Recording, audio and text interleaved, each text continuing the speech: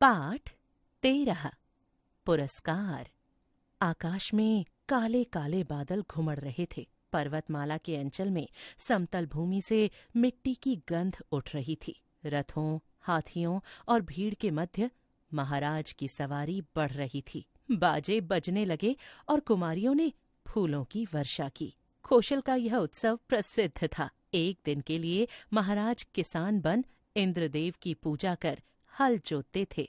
दूसरे राज्यों के युवक राजकुमार भी उत्सव में भाग लेते। इस बार मगध का राजकुमार अरुण भी अपने रथ पर बैठा देख रहा था। बीजों का थाल लिए खेत की स्वामिनी कुमारी मधुलिका महाराज के साथ थी। सब लोग महाराज का हल चलाना देख रहे थे और राजकुमार अरुण मधुलिका का भोला सौंदर्य महाराज पर न्योछावर कर स्वर्ण मुद्राएं बिखेर दी गईं। मधुलिका ने कहा, देव, मेरे पितामहों की भूमि बेचना मेरे लिए अपराध है। वृद्ध मंत्री ने कहा, अबोध, क्या कह रही है? राजा की कृपा का तिरस्कार। महाराज के संकेत पर मंत्री ने कहा, देव, वाराणसी के युद्ध के वीर सिंहमित्र की यह एकमात्र कन्या मधुलिका है। नियम के अनुसार हम इसे भूमि का 4 मूल्य दे रहे हैं। महाराज चुप रहे।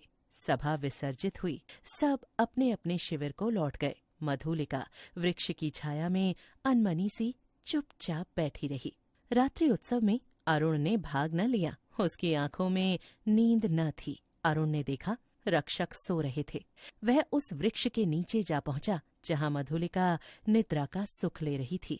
कौन? मधुलिका ने चौंक कर पूछा। देवी, मैं मगध का राजकुमार। मैं तुम्हारे अनुग्रह का प्रार्थी हूँ। मेरा हृदय तुम्हारी छवि का दास बन गया है।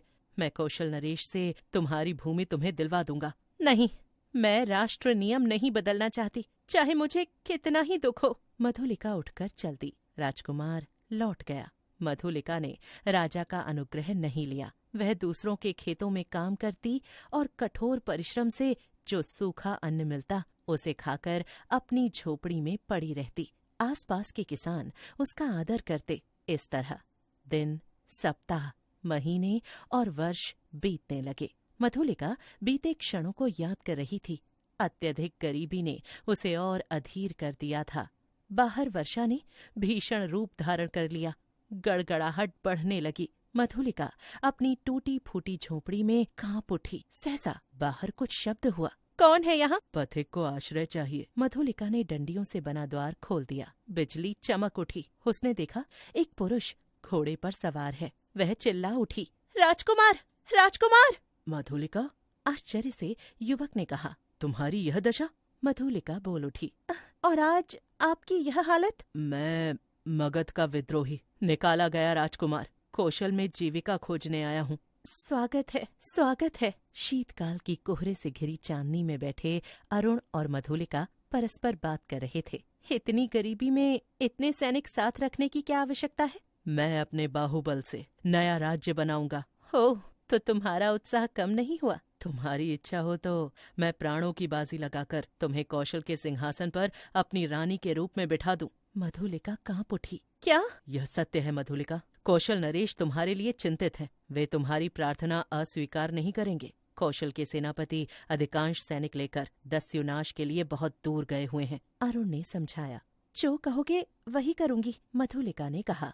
कौशल नरेश के दरबार में आकर मधुलिका बोली, देव, 3 बरस हुए मेरी भूमि ले ली गई थी।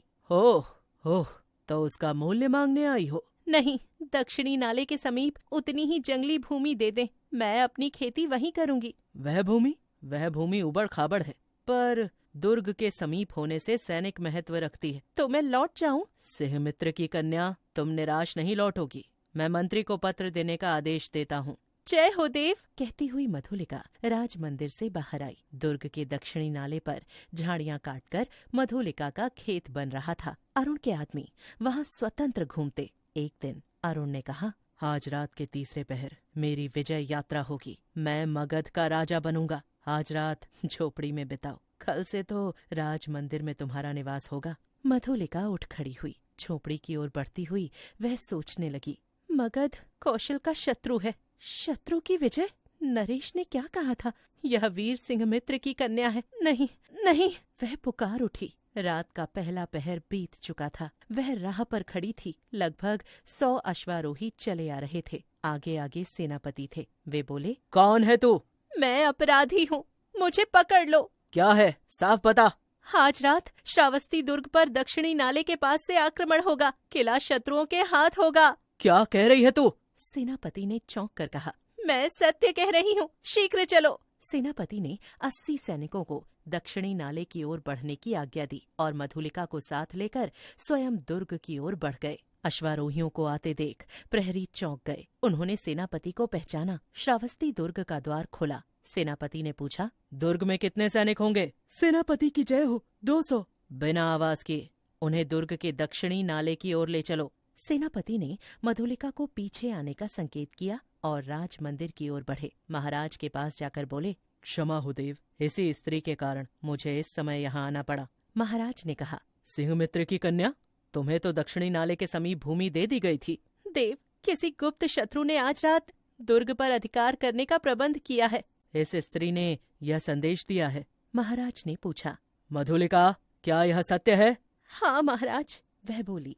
तुमने यह सूचना देकर पुरस्कार का काम किया है। महाराज ने कहा। राजकुमार अरुण अपने साथियों के साथ पकड़ा गया। बंदी अरुण को देखते ही जनता रोष से चिल्लाई, प्राणदंड, प्राणदंड।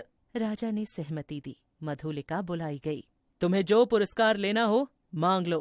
वह चुप रही। राजा ने कहा, मेरी अपनी जितनी खेती है मैं सब तुम्हें देता हूँ। मधुलिका ने बंदी अरुण की ओर देखा और कहा, मुझे कुछ न चाहिए। अरुण हंस पड़ा। राजा ने कहा, नहीं, मैं तुम्हें अवश्य दूंगा, मांग लो। तो मुझे भी प्राण दंड मिले। कहती हुई वह बंदी अरुण के पास जा